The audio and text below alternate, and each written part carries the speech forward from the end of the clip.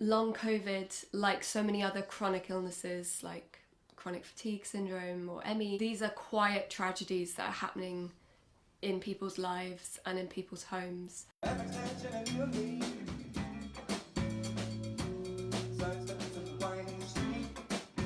I suffer from a range of different symptoms: fatigue, breathlessness, tight-chested. It often feels like I'm not getting enough air.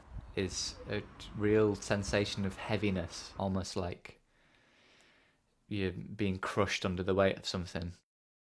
I think a year on from the initial infection, in terms of how I'm managing my symptoms, I'm managing much better.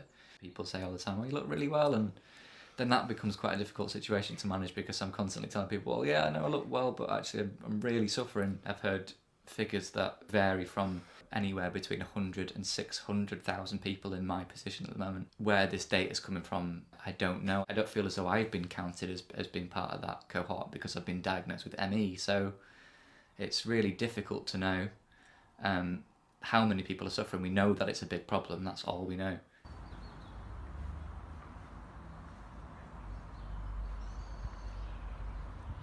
I was diagnosed with ME or chronic fatigue syndrome last summer.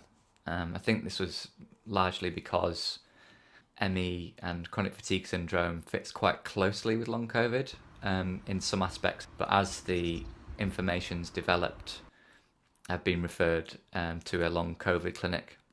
I'm about to attend my first long COVID appointment. Alice is going to attend the call with me. And we're going to speak on a hands-free device so that I don't have to hold it up to my ear the whole time. I'm able to answer questions and ask questions, and that's going to limit your energy expenditure. And also just help me comprehend it, really. Sometimes information doesn't go in the same way that it used to.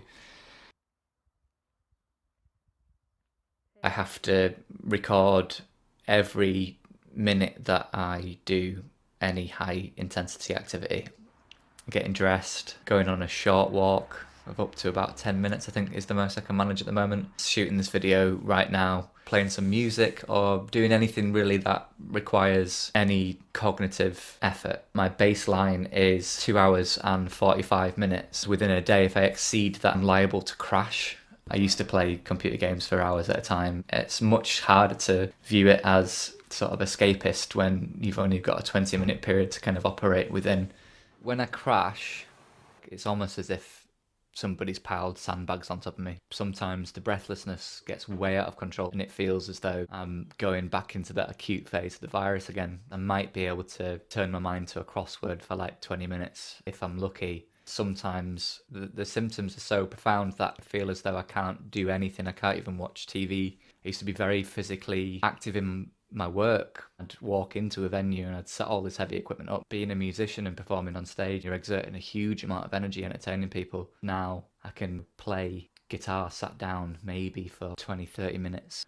And this is something that I love doing. I miss it. Losing track of time because you're enjoying something so much. Out of all the things that I'm unable to do, housework really is out of the question. You know, I cook very seldom now. If I do, it's like eggs on toast because it takes 5 to 10 minutes and that's about the length of time I can be on my feet for. So I'm extraordinarily lucky to have people around me that will look after me, but I would still prefer my independence. I can't do anything by myself without pretty severe consequences.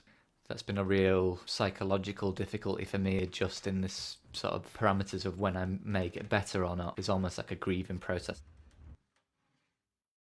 I think, you know, there are questions that are going to come up if Reese's health situation sort of stays as it is. Then we're going to have to address new issues like over the coming months and years as they arise. The kind of things that most couples our age would be planning are going to be harder for us at the moment. Yeah, unless something significantly changes, which we don't know. It's difficult to say where I'd be without Alice. It's the one thing that hasn't gone wrong in the last year.